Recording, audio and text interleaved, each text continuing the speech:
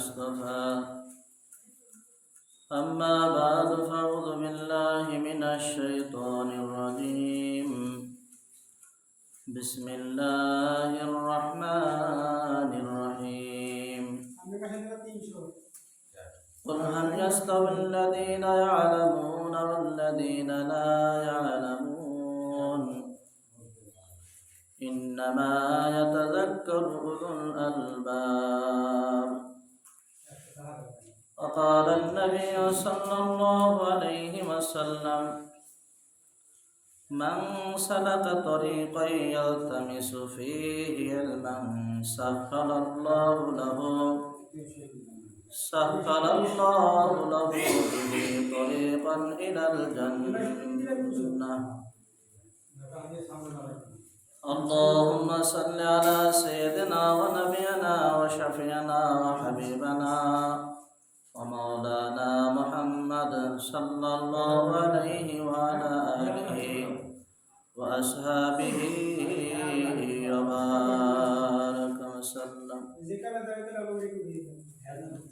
আলহামদুলিল্লাহ, আল্লাহ তাবারক ওয়া তাআলার দরবারে লাখো কোটি শুকর ও সুজুদ যে রব্বে করিম আপনাকে আমাকে দুনিয়ার সমস্ত ঝামেলা থেকে ফারেক করে, সমস্ত ব্যস্ততা থেকে ফারেক করে জুমার নামাজ আদায় করার উদ্দেশ্যে মালিকের ঘরে আসার মতো বসার মতো তৌফিক দান করছে। এই জন্য সেই মহান সত্তার দরবারে অন্তরের স্থল থেকে কালিমাত শুকরিয়া আদায় করি, বলি আলহামদুলিল্লাহ। আমি পবিত্র কালামুল্লাহ শরীফ থেকে ছোট একটা আয়াত আপনাদের খেদমতে তেলাওয়াত করছি।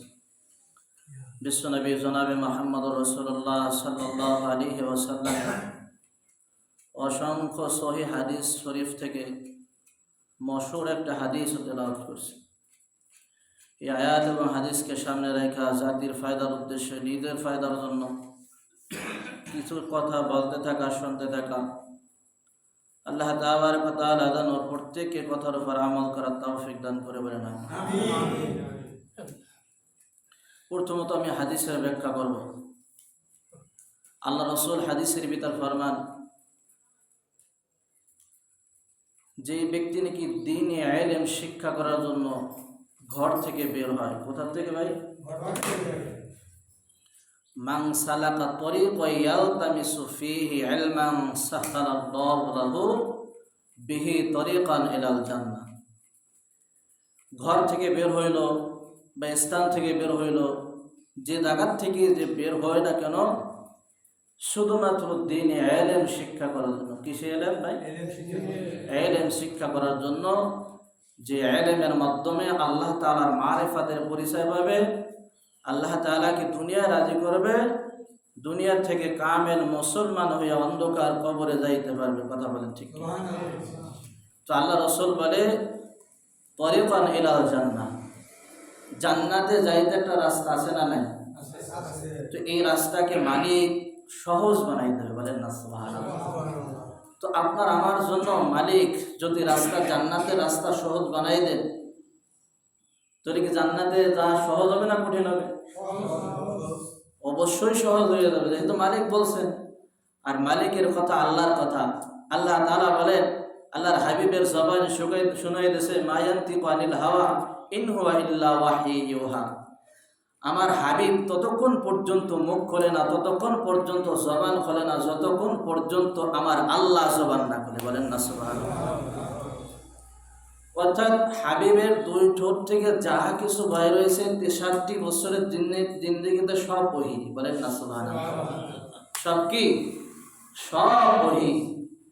এই জন্য মেরে দোস্ত আর বুজুর্গ, ওই হাদিসের দিকে যদি খেয়াল করি আমরা, আর দ্বীনি ইলম শিক্ষার জন্য ঘর থেকে, কম থেকে, গোত্র থেকে বের হয়, অবশ্যই আল্লাহ রাসূল বলছে তার জান্নাতে যাওয়ার জন্য রাস্তাকে আসান, সহজ।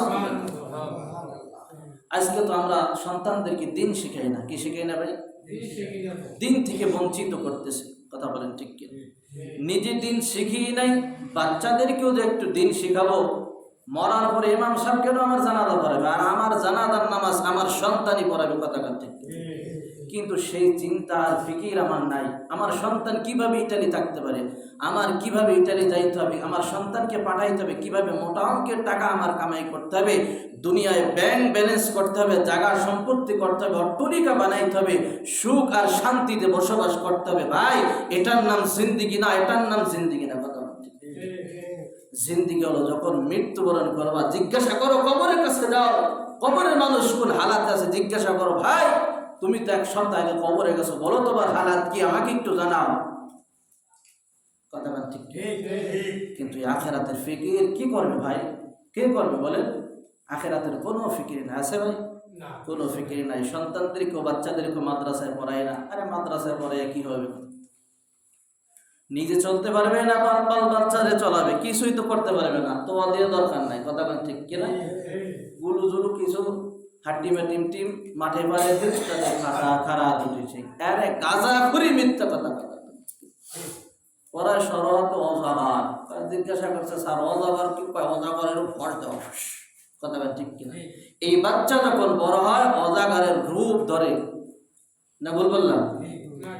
আর যখন বাচ্চাকে মাদ্রাসায় পড়াই দেবে বলবে আলিফে আল্লাহ, আলিফে কি, বাতে বাইতুল্লাহ। এই প্রথম আল্লাহর পরিচয় পাইয়া যাইবে, দ্বিতীয়তে বাতে সে বাইতুল্লাহর পরিচয় পাইয়া যাইবে, আল্লাহর পরিচয় পাইয়া বাইতুল্লাহ ইবাদতে লাইগা যাইবে। বলেন না সুবহানাল্লাহ। আর আগে কি বললো? শরতে অজাগর। কথা ঠিক কি? এই বাচ্চা যখন বড় হয় অজাগরের চরিত্র ভিতরে ঢুকায়। এই জন্য আল্লাহ তাআলা তার হাবিবের জবানে বলাই দিয়েছে, এ হাবিব, আপনার উম্মত যারা হইবে, আপনার আমার বান্দা যারা দাবি করবে যে আমি আল্লাহর একজন গোলাম, আল্লাহর বান্দা, আপনার উম্মত যারা দাবি করবে তাদের মাঝে আপনি শুনাই দেন, কুল হাল ইয়াস্তাবিল্লাযীনা ইয়ালামুন ওয়াল্লাযীনা লা ইয়ালামুন ইন্নামা ইয়াতাযাক্কারু উলুল আলবাব। যারা জানে আর যারা না জানে তারা কখনো সমান হতে পারে না। যারা জ্ঞানী আর যারা মূর্খ তারা কোনোদিন সমান না। কথা ঠিক কিনা? যারা জ্ঞানী তারা আল্লাহ তাআলা জ্ঞান, এটা একটা প্রদত্ত ইলম, একটা আল্লাহ তাআলা আসমানি একটা ইলম আল্লাহ তাআলা তাকে দান করছে। ও দোস্ত, এই দুনিয়ার কিছুই যদি তার কাছে না থাকে, কিন্তু আল্লাহ তাআলার কাছে এই ব্যক্তি অত্যন্ত দামি। বলেন না সুবহানাল্লাহ।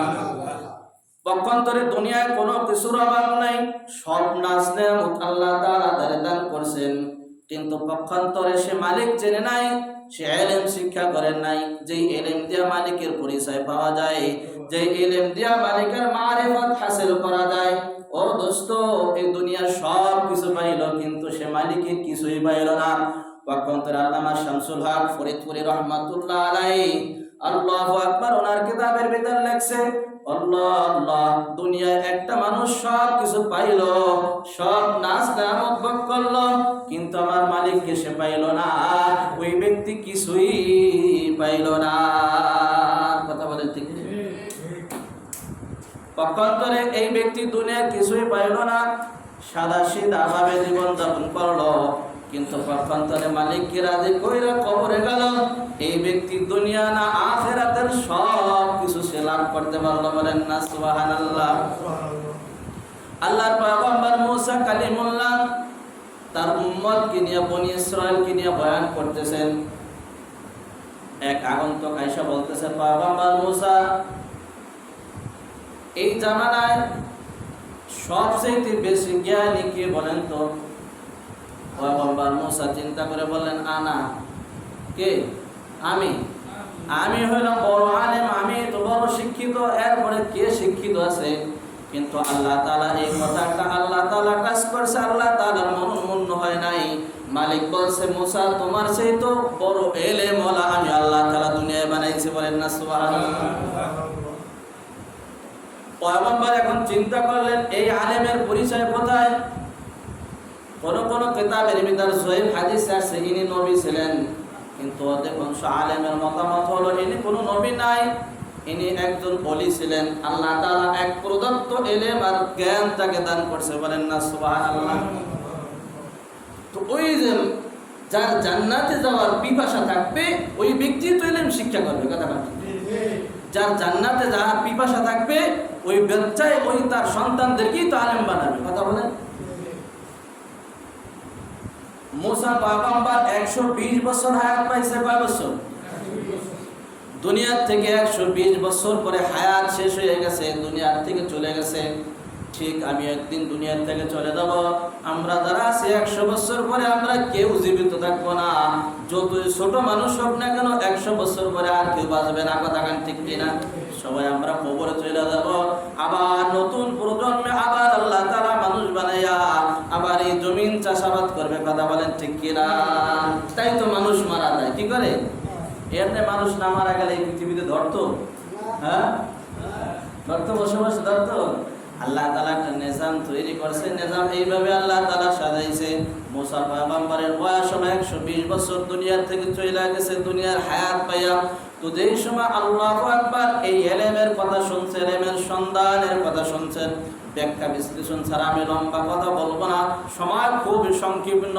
ও দোস্ত আর বুজুর্গ, আমার যে মাকসাদ, যে উদ্দেশ্য, সেই কথাগুলো আমি বলার চেষ্টা করব। ও দোস্ত, এই ইলম শিক্ষা করার জন্য মুসার বয়স 55 বছর। কয় বছর?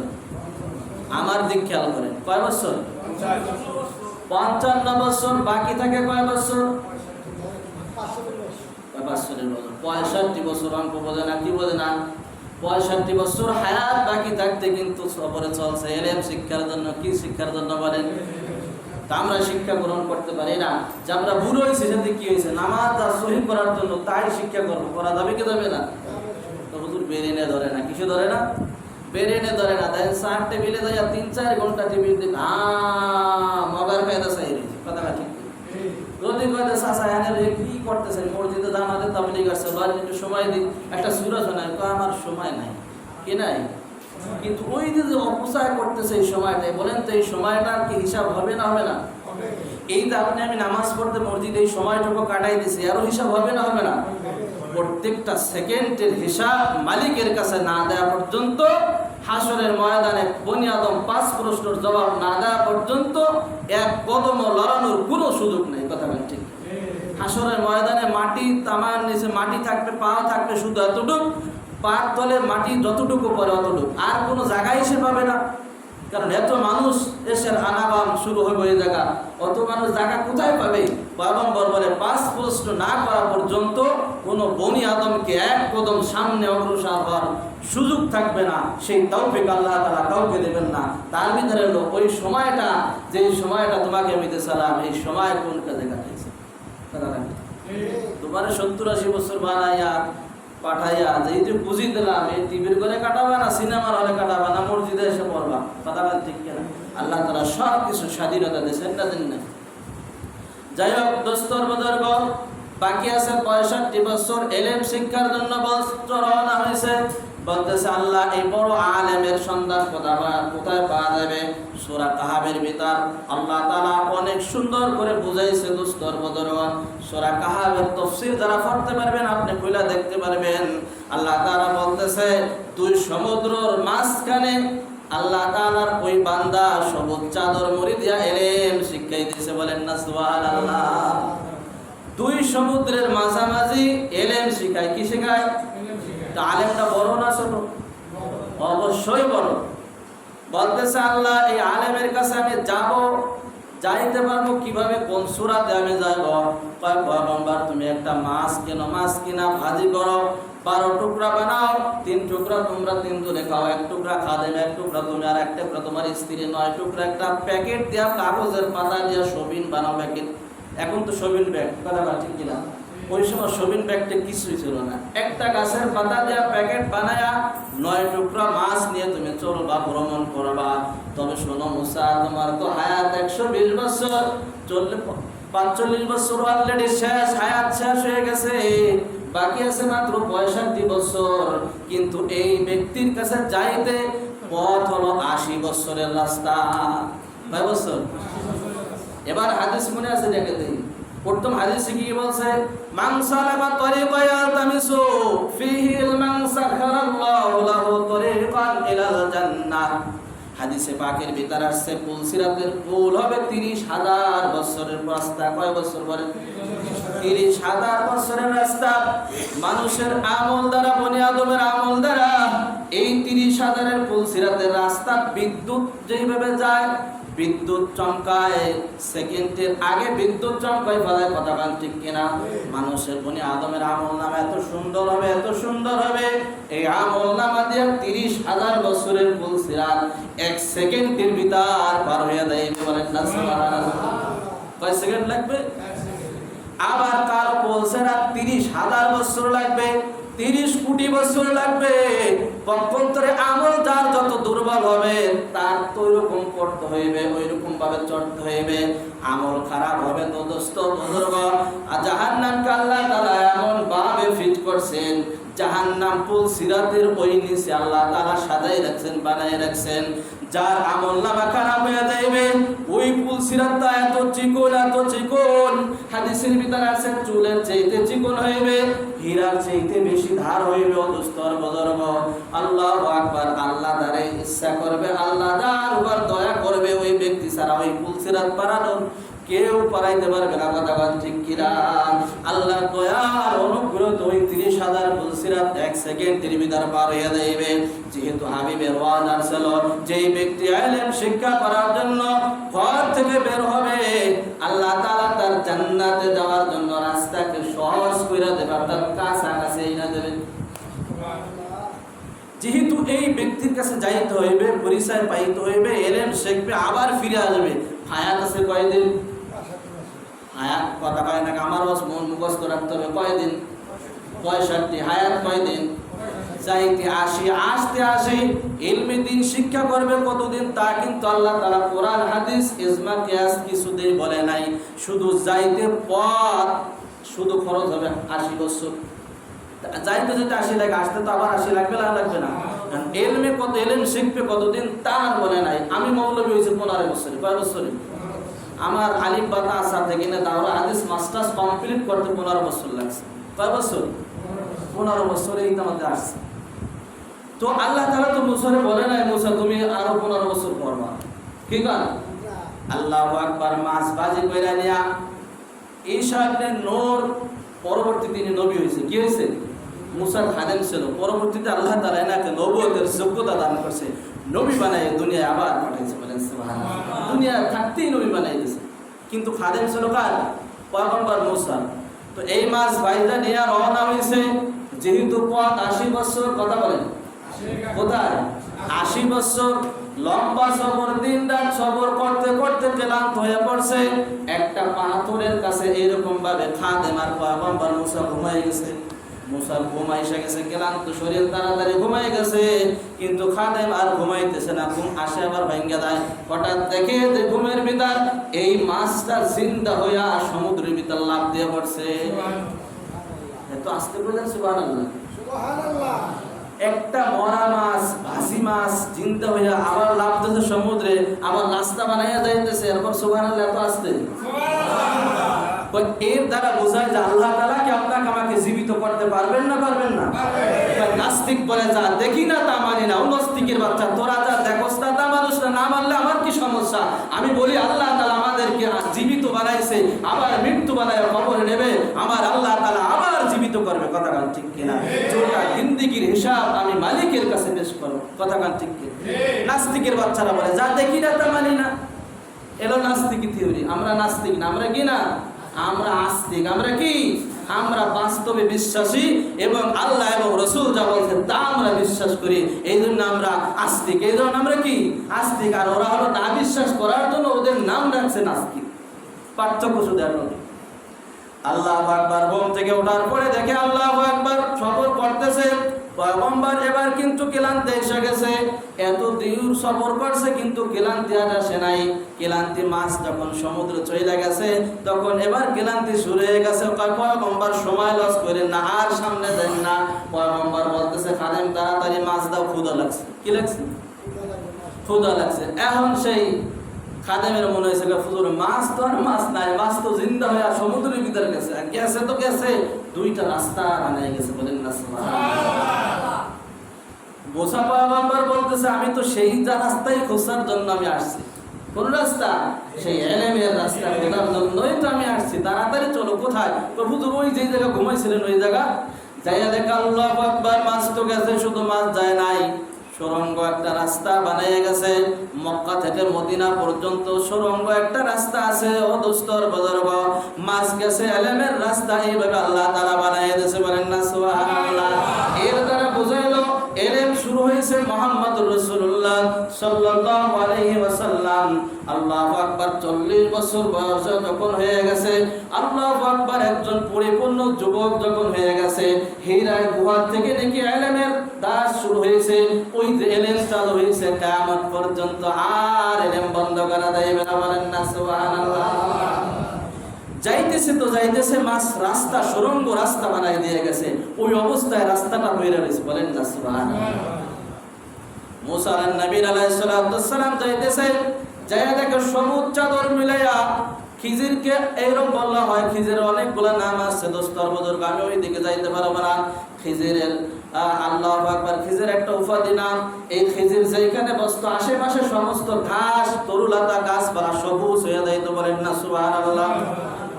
তো এই ব্যক্তি ইলম শিক্ষা দিতেছে। এই ব্যক্তির পরিচয় পাইয়া যায় পয়গম্বর মুসা বলতেছে, আসসালামু আলাইকুম ভাই খিজির, আপনি কেমন আছেন? খিজিরের নাম তো আল্লাহ তাআলা জানাইতেছে, কথা কান ঠিক কিনা? এবার জবাব দিছে, ওয়া আলাইকুম আসসালাম ওয়া রাহমাতুল্লাহি ওয়া বারাকাতুহু। ভাই মুসা তুমি কেমন আছো? মুসা চিন্তা করে, আমি তো খিজিরের নাম আল্লাহ জানাই দিয়েছে, কিন্তু আমার নাম কিভাবে সে জানলো? কথা কান ঠিক কিনা? আল্লাহু আকবার। লম্বা কথা, ওই দিকে যাব না। এবার বলতেছে, হুজুর আপনার মাদ্রাসায় আমি ভর্তি হইতে চাই, আমি ইলম শিক্ষা করতে চাই, আমাকে ভর্তি করেন। না, তোমার ভর্তি করা যাবে না। তো ভর্তি করা যাবে না একটা কথা হইলো? এত কষ্ট মোকাহানা করে আসছি আপনার কাছে, আপনি এত সুন্দর, এত বড় আলেম, আল্লাহ তাআলা এত যোগ্যতা আপনাকে দান করছে, সমুদ্রের ভিতর বৈশা মানুষদেরকে ইলম শিখাইতেছেন, আপনার কাছ থেকে আমি ইলম নিতে চাই। বলেন না সুবহানাল্লাহ। তো আমাকে যে আল্লাহ তাআলা ইলম দিয়েছে, এই ইলম বার্ষিকভাবে তোমাকে আল্লাহ তাআলা দেয় নাই। পক্ষান্তরে তোমাকে যে ইলম আল্লাহ তাআলা আমাকে দিয়েছে, ওই ইলম আল্লাহ আমাকে দেয় নাই। অর্থাৎ আমি যে কাজ করবো তুমি স্বাভাবিক জ্ঞানের শরীয়ত অনুযায়ী তুমি সহ্য করতে পারবা। তো হুজুর পারবো, আমার ভর্তি করে নেন, আমি আপনার মাদ্রাসায় ভর্তি হইতেছি। ঠিক আছে, শর্ত তুমি কিন্তু কোনো প্রশ্ন করতে পারবে না। কি করতে পারবে না? কোনো প্রশ্ন করতে পারবে না। আমি যতক্ষণ পর্যন্ত প্রশ্নের জবাব না দেবো ততক্ষণ পর্যন্ত তুমি আমাকে কোনো প্রশ্ন করতে পারবে না। ঠিক আছে হুজুর, চলেন। এবার মুসা পয়গম্বর আর খিজির দুইজনে সমুদ্রের পাশ দিয়ে যাইতেছে। তো যাওয়ার পরে একটা নৌকা দেখা যাইতেছে, বা একটা জাহাজ বলেন, যাই বলেন। তো এই সমুদ্র পাড়ি দেবে, পাড়ি দিয়ে ওই প্রান্তে যাইতে হবে, ওপার যাইতে হবে। কিন্তু নৌকা ছাড়া যাওয়ার কোনো রাস্তা আছে? নাই। এই ব্যক্তি খিজির ওই মাঝি বাইরে ডাক দিয়েছে, ডাক দেওয়ার পরে মাঝি চলে আসছে। পয়গম্বর খিজির পরিচয় পাইয়া আল্লাহু আকবার গামছাড়া বিছিয়ে গেছে। হুজুর ওঠে, হুজুর ভ্যানে পাইছে, কতদিন পরে উঠছেন, আসেন হুজুর, আপনার ভাড়া নেবো না। সম্মান করে না, না করে? আল্লাহু আকবার। ইজ্জতের মালিক আল্লাহ। কথা কান, ইজ্জতের মালিক কে? আল্লাহ। আর যারা ইজ্জত করবে তাদেরকে ইজ্জত ওয়ালা বানাই দেবে কে? আল্লাহ বানাই দেবে। তাদের সম্মান বাড়বে, কমবে না, কোনোদিন কমবে নাই, কমবে না। তো এই ব্যক্তি উজরাত বিনিময় কোনো টাকা নিলেন না, মুসার কাছ থেকেও টাকা নিলেন না, খিজিরের কাছ থেকেও টাকা না নিয়ে এবার সমুদ্র পার করে দিলেন। বললেন যে কোনো টাকা নেবা না, বাল বাচ্চা বাঁচবে কিভাবে? কথা ঠিক কিনা? তো ঠিক আছে পয়গম্বর, আপনি একটু দোয়া দিয়ে দেন। এই জন্য আলেম ওলামাদের কাছে দোয়ার জন্য আসে। কথা ঠিক কিনা? আলেম ওলামারা দোয়া করে, আল্লাহ তাআলা দোয়া কবুল করে। তার প্রমাণ আছে না নাই? তোমার আমার দোয়া কবুল, তো তুমি করো না কেন? আমি করি না, আমি তো সারাদিন ওই সেই গুনার ভিতরে লিপ্ত থাকি। কথা ঠিক কিনা? আলেম ওলামারা সবসময় 5 ওয়াক্ত নামাজ পড়ে, আল্লাহ বিল্লাহ করে, এদের জবান পবিত্র থাকে, এদের দিয়ে দোয়া করাইলে আল্লাহ তাআলা হয়তো বা দোয়ার ওসিলায় মাফ করে। তো এবার পয়গম্বর খিজির বলতেছে যে তো তোমার বৈঠাটা দাও। বৈঠাটা দিয়া যখন দেশে দোয়া করবে না, ওই একটা তক্তা অর্থাৎ যেটা তলে ভাসে, ওইটা ঘাদে উঠে ফেলেছে। বলেন মুসার মতো নবী, যত নবী আল্লাহ তাআলা পাঠাইছে, মুসার মতো মেজাজওয়ালা নবী কাউরে বানায় নাই। মুহূর্তের ভিতর রাগিয়ে গেছে। আপনি কি করলেন? আর মুসা হলো শরীয়তের আলেম। কিসের আলেম? শরীয়তের আলেম বানাইয়া দুনিয়ায় পাঠাইছে, আর ওনাকে আল্লাহ তাআলা বার্ষিকভাবে ইলম দেয়া ওই জগতের ইলম দান করেছে। বলেন না সুবহানাল্লাহ। তো আপনি কাজটা করলেন কি, এই যে একটা কাজ করলেন, এত বড় একটা নদী পার করে দিল, আমাকে কোনো টাকা নিল না, চাইলো বেচারা তো, আর আপনি কি করলেন? তো কইছিলাম না তোমার যে এলেম দিয়েছে আল্লাহ তাআলা আমার সেই এলেম দেয় নাই, তুমি আমার সাথে পথ চলতে পারবা না, যাও। তো হুজুর মাফ করেন, আমি আর কোনো কথা বলবো না। এবার যাইতেছে, বাচ্চারা খেলাধুলা করতেছে, একটা বাচ্চা সুন্দর ফুটফুটে সুন্দর, এই বাচ্চাটারে খিজির ডাক দিয়েছে, ডাক দিয়ে আইনা কোনো তফসিরে 3টা বর্ণনা আসছে। প্রথমে ছুরি ঢুকে তারা হত্যা করে ফেলাইছে, আবার কোনো রেয়াত আসছে যে কল্লাটা 2 টুকরা করে ফেলাইছে। বলেন এই কাজ যখন মুসা করে, একটা বাচ্চা মানুষ খেলতেছে, তারে ডাক দিয়ে আইনা কোনো অপরাধ দেখতেছে না, এরা হত্যা করে ফেলাইছে, মুসা সহ্য করতে পারবে? আপনি কামটা হলেন কি, এত বড় একটা গুনার কাজ আপনি কেন করলেন? কইছিলাম না তুমি আমার সাথে থাকতে পারবে না, ভাগো। হুজুর আল্লাহর রাস্তায় বার করেন, এবার আপনার সাথে ওয়াদা করতেছি, 3য়বার যদি আর প্রশ্ন করে, আর আমি আপনার সাথে থাকবো না, আমি নিজেই কাইতে পারবো। তো যাইতেছে, এলাকায় যাইয়া বলতেছে, ভাই আমরা মুসাফির, আমাদের কি কিছু খানা দাও। এলাকার কেউ তাকে খানা দিতেছে না। তো একটা দেয়াল পইরে গেছে, এই দেয়ালটা মুনাফা বিনিময় সারা, উজরাত সারা খিজির পয়গম্বর হাত দিয়ে সোজা বানাই দিয়েছে, বলেন না সুবহানাল্লাহ। যে দেয়ালটা বর্তমানে সোজা করতে গেলে কয়েক লাখ টাকার দরকার হয়। এখন মুসা তো সহ্য করতে পারে না, এলাকার মানুষের কাছে আমরা মুসাফির, এত দূর থেকে সফর করে আসছি, খানা চাইলাম দিল না, আর আপনি এত বড় একটা কাজ করে দিলেন, আপনি কামটা করলেন। তো কইছিলাম না তোমারে কিন্তু আর আমার সাথে নেওয়া যাবে না, তুমি শেষ। তবে এই 3টা ঘটনা শোনো, এই ঘটনা 3টা শুনে আমি শেষ করব, কষ্ট হবে? পয়গম্বর মুসা আলাইহিস সালাতু ওয়াস সালাম কে এমন ইলম দিছিল, শরীয়তের ইলম। কি ইলম বলেন? শরীয়তের ইলম। পক্ষান্তরে পয়গম্বর খিজির বলেন, জ্ঞানী খিজিরকে আল্লাহ তাআলা এমন ইলম দান করেছিলেন, যেমন লোকমান হাকিমকে আল্লাহ তাআলা এমন ইলমের ভান্ডার দান করেছিলেন। লোকমান নামে একটা সূরা কোরআনের ভিতর নাযিল হয়েছে। এই লোকমান পয়গম্বর বলা হয়, কেউ বলে পয়গম্বর, কেউ বলেন না উনি পয়গম্বর ছিলেন না, উনি এত ইলমের অধিকারী ছিলেন, এত জ্ঞানী ছিলেন। উনি বয়সে একটু খ্যাটো ব্যক্তি ছিল, ঠোঁট 2টা মোটা ছিল, এনাকে আল্লাহ তাআলা নবী বানানোর চাইতেছিলেন। লোকমান বলতেছেন, আল্লাহ আমি আপনার কাছে নবী দাবি চাই না, নবী চাই না, তবে আমি ইলম চাই, বলেন না সুবহানাল্লাহ। এই পক্ষান্তরে লোকমান হাকিমকে আল্লাহ তাআলা নবী বানান নাই, আল্লাহ তাআলা তাকে এমন ইলম দান করছে, লোকমান নামে একটা সূরা কোরআনের ভিতর আল্লাহ নাযিল করছে, বলেন না সুবহানাল্লাহ। পক্ষান্তরে খিজিরকে আল্লাহ তাআলা এমন ইলম দান করছে, যেই ইলম শরীয়তের মুসাকে আল্লাহ তাআলা দেন নাই। মুসা শোনো, ওই যে নৌকাটা ভাঙলাম, যেহেতু সে আমাদেরকে পার করে দিল, আর চাইলো দোয়া, আমি দোয়া করলাম, দেখলাম জালিম বাদশা আসতেছে, জালিম বাদশা নিযুক্ত করে দিয়েছে, যত জাহাজ আর যত ভালো নৌকা আছে সব সিনাই নিয়ে আসো। কিন্তু এই ব্যক্তি কি করে, নৌকা চালাইয়া তার জীবিকা বাঁচায়, সংসার বাঁচায়। এই নৌকাটা যদি সিনাই নিয়ে যায়, এই ব্যক্তি বেচারা অসহায় হয়ে যাবে, তার সংসার চলবে না। তাই আমি একটা তক্তা উঠাই বানাইলাম। মুসা তুমি বাহ্যিক দেখলা, আসলটা তুমি দেখলা না। এই ব্যক্তি যদি কিয়ামত পর্যন্ত কাউকে মালামত না করে, অর্থাৎ কিয়ামত যতদিন সে বাঁচবে, তার কিয়ামত ততদিন পর্যন্ত নৌকার তক্তা উঠান থাকবে, মাথার 1 ফোঁটা পানি পড়বে না। সরে বলা যাবে কি সুবহানাল্লাহ? আমি এই জন্য নৌকাটারে আমি ছিদ্র করছি। বলো মুসা, আমি তার উপকার করলাম না ক্ষতি করলাম?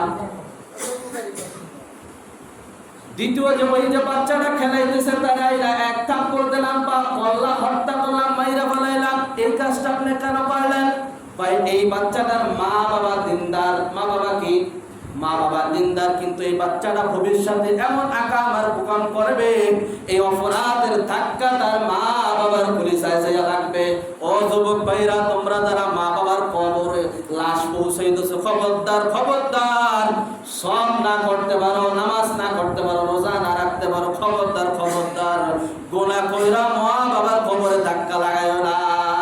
কথা বল ঠিক কিনা?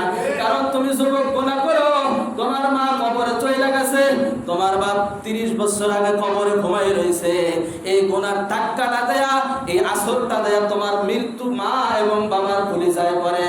এই জন্য বছর করে বলতেছে, খবরদার যুবক ভাইরা, সব না করতে পারো কোনো সমস্যা নাই, তবে গুনাহ কইরো না। বলো তো যুবক মুসা পয়গম্বর, আমি এই বাচ্চাকে মাইরে কি উপকার করলাম না ক্ষতি করলাম?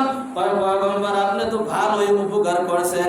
বলা হয় যে এই বাচ্চা মারছে, এরপরে যে আল্লাহ তাআলা আমার একটা সন্তান দান করেছে, একটা কন্যা সন্তান দান করেছে, এই সন্তানের গর্ভে 11 জন পয়গম্বর আল্লাহ তাআলা বানাই দিয়েছে। কি করছে ভাই? 11 জন নবী বানাইছে। ওই যে বাচ্চা মারছে, পরে আল্লাহ তাআলা ওই স্বামী এবং স্ত্রীর মাধ্যমে আল্লাহ তাআলা আবার একটা সন্তান দান করেছে, সেটা হলো কন্যা সন্তান। ওই মেয়ের গর্ভে 11 জন নবী হয়েছে। তো বলেন তো এবার উপকার করলো না ক্ষতি করলো? পয়গম্বর মুসা, তুমি তো দেখছো আমি ক্ষতি করতেছি, এই যে দেয়ালটা উজরা ছাড়া আমি সোজা করে দিলাম, কারণ এই জায়গা কিছু গরিব অসহায় এতিমদের সম্পদ আছে, সোনা গয়না আছে। এই কমবাসীরা যদি এগুলা জানে, তাহলে এই দেয়াল সরাইয়া কি করবে? এই দেয়াল সরাইয়া স্বর্ণকর্ণ বের করে নিয়ে যাইবে, আর এই সন্তানগুলা মাসুম বাচ্চারা, এতিম বাচ্চারা এতিম হয়ে অসহায় হয়ে যাবে, কাঙ্গাল হয়ে যাবে, কারো কাছে কিছু পাইবে না। এই জন্য আমি এই দেয়ালটা সোজা করলাম আল্লাহর জন্য। এই বাচ্চারা যখন বড় হইবে, তখন এই সন্তান পাইবে, আল্লাহ তাআলা তাদেরকে প্রদত্ত ইলমের মাধ্যমে জানাই দেবে বাপ দাদা ওই জায়গা কিন্তু সম্পদ রেখে গেছে। ও মুসা, বলো তো আমি তার উপকার করলাম না ক্ষতি করলাম? পয়গম্বর, আপনি তো ভালোই উপকার করছেন, কথা ঠিক কিনা? তো এই 3 ঘটনা দেখা আপনার আমার নবী কলিজার টুকরা জনাবে মুহাম্মদুর রাসূলুল্লাহ সাল্লাল্লাহু আলাইহি ওয়াসাল্লাম সূরা কাহফ পড়ছে আর তাফসীর করছে। বলছে আমার ভাই মুসা যদি কোনো প্রশ্ন না করতো খিজিরের কাছে, তো আল্লাহ তাআলা আরো অনেক ইলম তাকে জানাই দিত, যে ইলমগুলো আমরাও শিখতে পারতাম। বলেন না সুবহানাল্লাহ। ইলমের জন্য আপনার আমার হাবিবও আফসোস করছে, কথা ঠিক কিনা? এর জন্য যারা জানে আর যারা না জানে তারা কি সমান? কখনোই সমান হইতে পারে না। এজন্য বলবো দোস্তর বুজুর্গ, আল্লাহু আকবার। দুনিয়া আমি যখন মারা যাবো, আমার সম্পদশালী সব লুটপাট হয়ে যাবে, ভাগ বন্টন হয়ে যাবে, কথা বলেন ঠিক কিনা? আমি মারা যাবো তো আমার কবরে আমার এই দেহগুলা সব মাটিতে খাইয়া যাবে। কিসে খাবে? মাটিতে পোকা মাকড়ে খাইয়া ফেলাইবে। আমার সম্পদ খাইবে মানুষে। সম্পদ কে খাইবে? মানুষে খাইবে। শুধু থাকবে আমার ঈমান আর আমল টুকনি, আমি কবরে থাকবো, কথা বলেন ঠিক কিনা? এজন্য মেরে দোস্ত বুজুর্গ, কুল আলিমান আও মুহিব্বান। আল্লাহ রাসূল বলছে তুমি আলেম হও। কি হও? তুমি আলেম হও। আলেম হইতে পারো না, সন্তানদেরকে আলেম বানাও। সন্তানদেরকে আলেম বানাই গেলে প্রজন্মে যারা আসবে তার আলেমের সিলসিলা তৈরি হয়ে যাবে, আর তুমি কিয়ামত পর্যন্ত কবরে থাইকা সব পাইতেই থাকবে, সব পাইতেই থাকবে। বলেন সুবহানাল্লাহ। जो कुछ हुआ तेरे फरम से हुआ, যা কিছু হয়েছে আল্লাহর পক্ষ থেকে হয়েছে। কিছু বলার তৌফিক দিয়েছে, তাই কিছু মুযাকারা করলাম। আল্লাহ তাআলা সকল ভাইদেরকে কথার উপর আমল করার তৌফিক দান করুন। আমিন।